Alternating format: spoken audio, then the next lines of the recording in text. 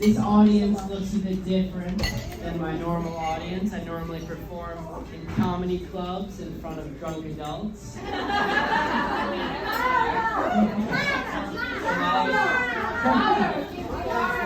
Tonight, I will be performing in front of the drunk stay-at-home moms.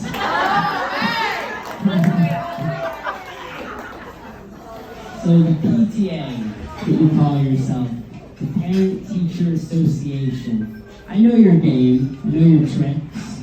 I've seen you, the book fairs, trying to sell me your Scholastic. Sold me the 2014 Guinness World Book of Records. The issue was, I bought it in 2017. So, school recently started up again. I have not been to school in 2 years.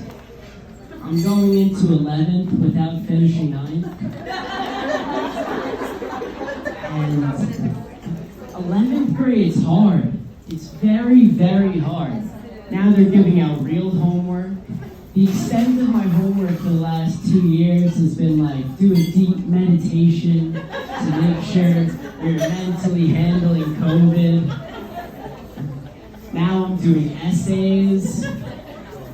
I'm like, let's get back to the meditating and my affirmations. I like that.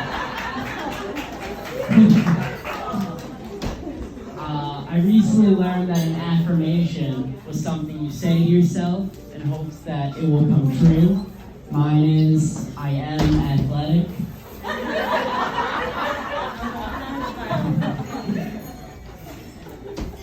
So,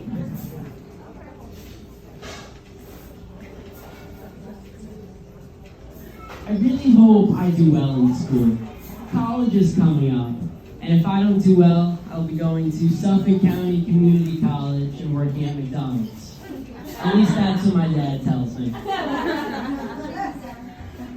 So, whenever I get any bad grade, it's like my whole life is over. Oh, you get a 60 on a test? Go Suffolk Sharks. You get a 75 on an essay? Those burgers won't flip themselves. Now, I recently went to my first football game. Yes. It's very exciting. Oh my God, I loved it. I went to homecoming, the team, they were running, they were throwing, catching, scoring home runs. Oh my God. It was awesome. I got so into it. I hear our teams walk on. I was ready to walk on right there. How do I sign up for this? I'm ready to play. I'm ready to play. I'll be there at football rehearsal.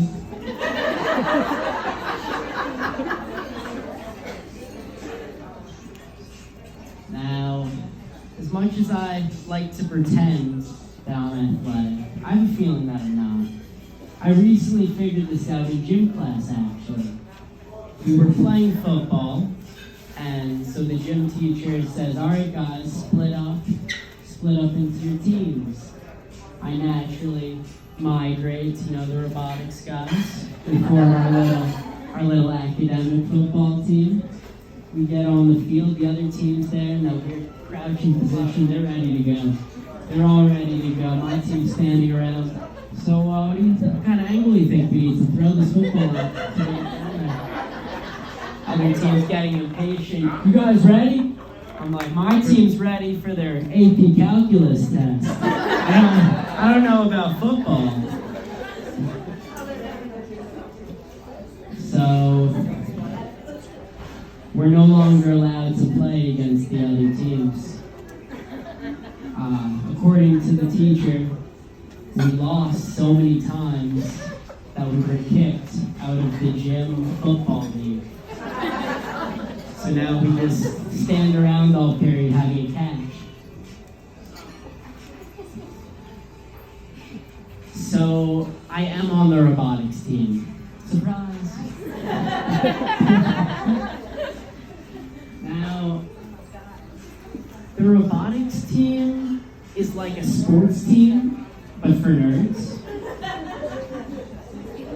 I have to be honest with you, I don't know much about robotics, other than it looks very good on a college resume. But I like to go, I like to play pretend. So I go to the meetings, you know, the guys are all there building robots. I'm trying to get this nail into the block of wood. You guys are over here building robots. I don't know what a Phillips head screwdriver is. I want to be the water boy for the robotics team. You guys build, I'll keep the team hydrated.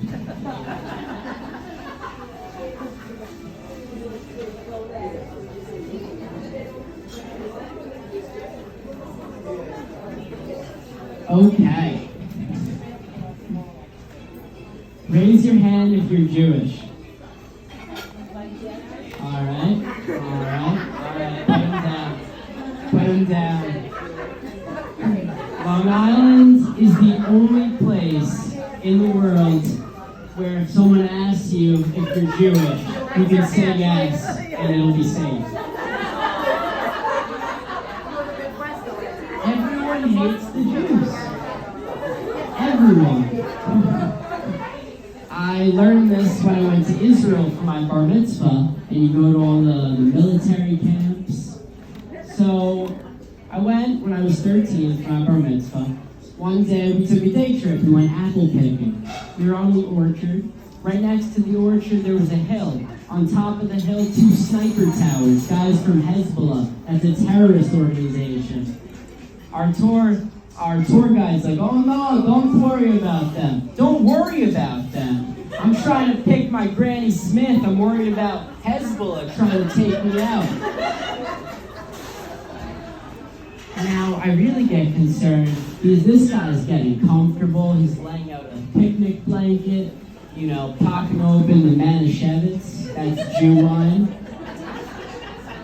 And he's pouring everyone a glass. He says, okay, now let's pray so that Hezbollah can feel our power. Aleinu Malkeinu. Louder so they know you're not afraid. Aleinu Malkeinu. Like I'll be over there not angering the men with guns.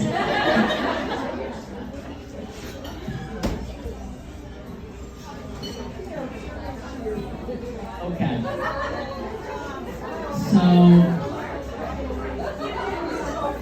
coincidentally, as I was in Israel, my rabbi from my temple was also in Israel, and he bar mitzvahed me at the Western Wall. Even more coincidentally, he also stayed at the same hotel as us.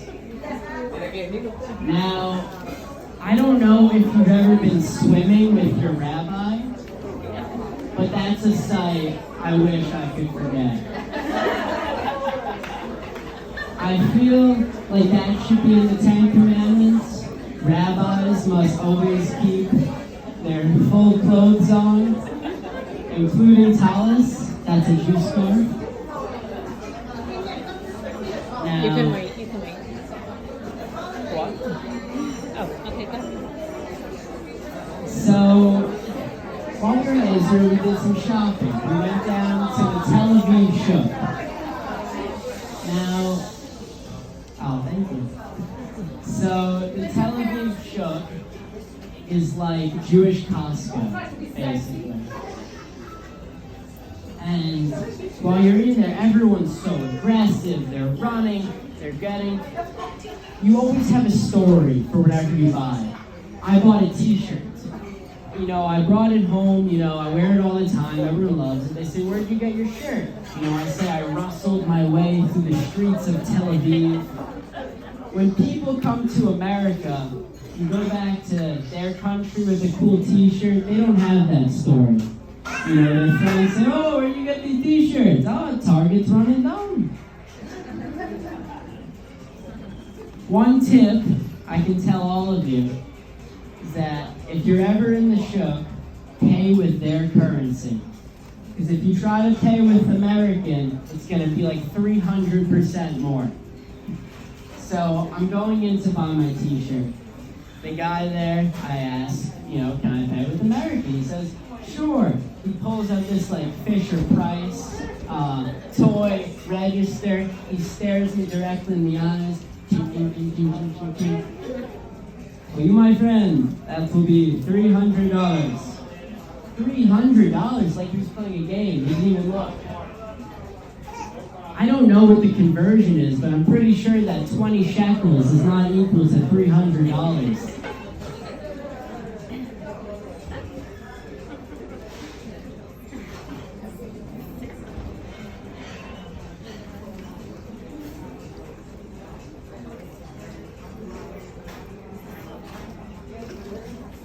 Okay, so my rabbi's on Instagram. I guess he's one of these cool rabbis. So he posts while in Israel, he says, at the McDonald's in Israel, just ordered a Big Mac. Don't worry, it's kosher. Like, just to let us know that he's more Jewish than us. He's a Jew. We're Jew-ish.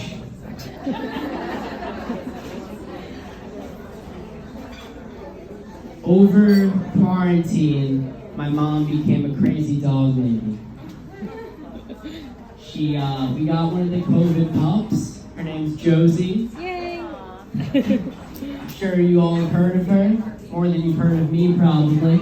You're like, oh my God, Jen has a son? I thought it was just a dog.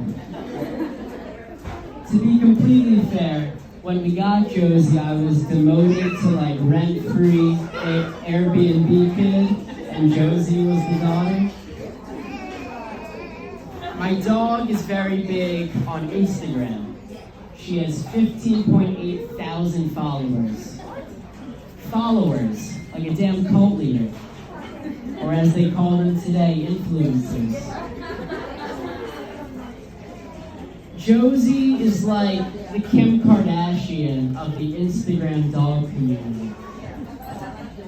Josie got so famous that we had to get her a dog. His name's Jax. I like him. He's cool, he's humble. The fame got to Josie's head. Josie's has twice as many clothes as me. She needs to have a bed in every single room in the house. She won't eat unless she's spoon-fed. She's gone. The fame has gotten to her head. But, I try to save Jax. Speaking of Jax, oh my God, we never got him trained because my mom thinks that Josie's gonna show him the ropes.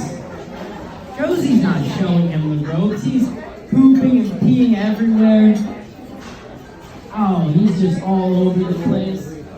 My mom's like, no, I promise you, Josie will show him around. She knows what to do. Josie doesn't have time for this. She's on some book tour. Selling her books.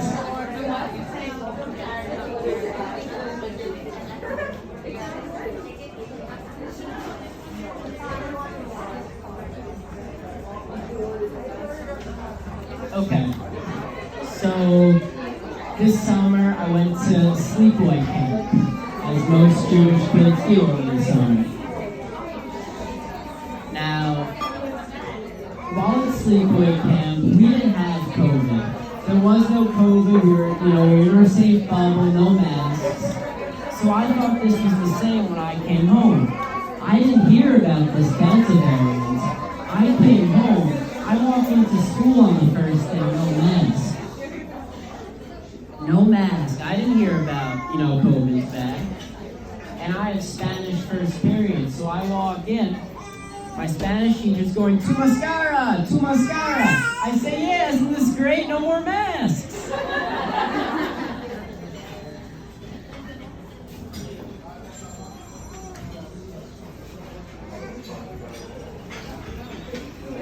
Okay. So, I've learned growing up here is that everyone is so aggressive. Everyone's always ready to jump, they're ready to fight. They're always ready to just go.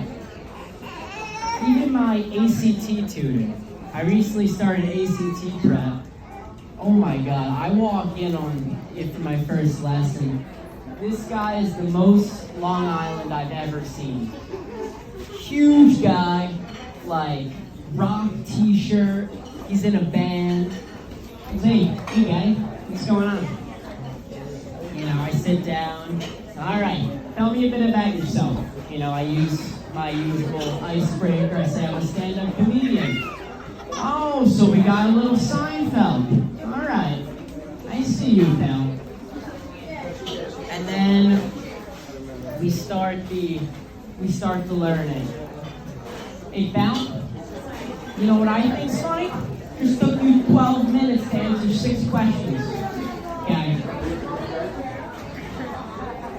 Now, I don't really get aggressive. I don't get riled up about too much. I'm very calm. I didn't really pick up that Long Island aggression. I think I get this from my dad. He's from Cleveland. Everyone there is very nice. They're very mellow. They're very calm. My mom is from Plainview. Now, coming with all this, everyone is very competitive here. Especially now that we're all taking SATs. I just have a tip for everyone out there.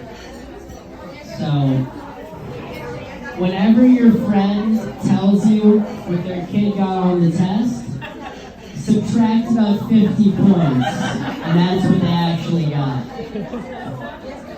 It's like weight. When you tell someone your weight, you subtract, about 15 pounds. So, someone says, well, you see my kid got a 1350, and I'm 80 pounds.